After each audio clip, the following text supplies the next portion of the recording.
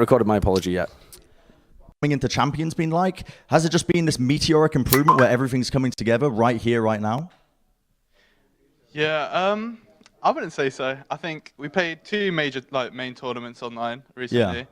First being the LVP, and that was like we were using both of these tournaments as like a practice for us. We're not giving anything too obvious away. We're not really there to we are there to win, but we're not there to put 100% of our playbook into it, kind of thing. So absolutely, yeah. We're coming into those events just like focus on things like that we can practice, like comms and discipline and fundamentals and stuff like that. So I think we knew that what the expectations were, and we knew how things might turn out, which they did turn out pretty poorly. Oh, but, yeah.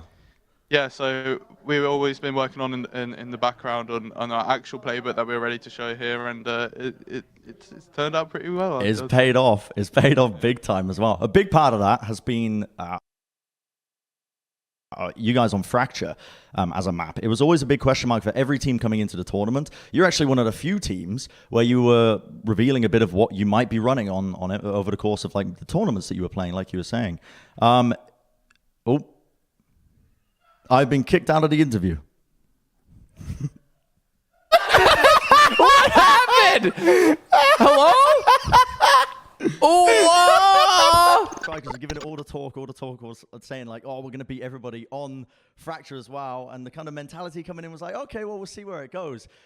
At this point, you seemed more than comfortable. You had great ideas across the board on Fracture. It's making you look like a real threat moving into the tournament where people are going to have to be, essentially asking themselves, do we want to ban Fracture against you guys, I think, at this point as well. Did that surprise you guys, given like what you've been playing in scrims and the kind of outcome of everything?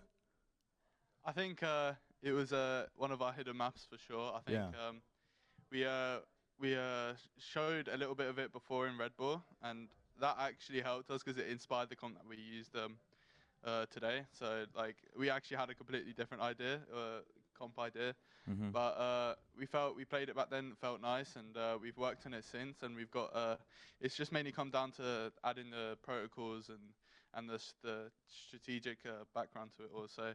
We've got the addition of Anders coming in, so he's been a really big help for it, and we've got such a good staff at FNATIC that it's just one of the main reasons why we're able to put a lot of work into all of our maps and iron them out and make them good as possible. Yeah, no, you guys are looking like a real threat now moving forwards as well. And you're the first team that's actually qualified in the end as well for the bracket that's going to be later on outside of the groups. So we don't actually know any of the other teams that are going to be out of there. But is there any team in particular that you guys want to play against? For example, I don't know, Sentinels for the narratives maybe? Yeah, that was going to be my answer.